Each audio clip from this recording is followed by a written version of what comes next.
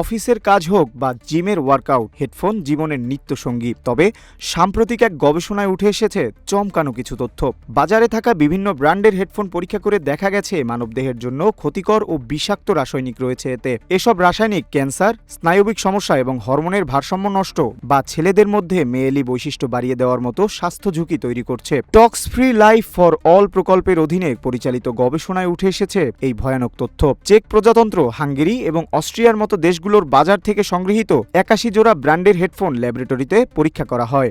এর মধ্যে Bose, Panasonic, Samsung এবং সেনহাইজারের মতো বিখ্যাত ব্র্যান্ডও রয়েছে।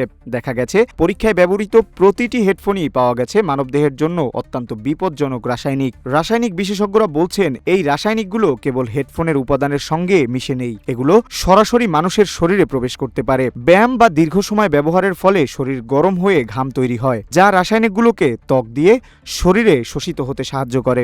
গবেষণায় দেখা গেছে বিসফেনল এ এবং বিসফেনল এস ৯৮% নমুনায় বিপিএ এবং ৩/৪ নমুনায় বিপিএস পাওয়া গেছে। এগুলো ইস্ট্রোজেন হরমোনের অনুকরণ করে শরীরে প্রবেশ করে ক্যান্সার সৃষ্টি করে এবং ছেলেদের মধ্যে মেয়েলি বৈশিষ্ট্য বাড়িয়ে দেয়। থ্যালেটস নামে এক ধরনের রাসায়নিক যা প্রজনন ক্ষমতা নষ্ট করে দেয়। ক্লোরিনেটেড প্যারাফিন যা যকৃৎ ও কিডনির ক্ষতি করে। এছাড়া ফ্লেম রিটার্ডেন্ট নামেও এক ধরনের রাসায়নিক পাওয়া গেছে যা হরমোনের ক্ষতি করে।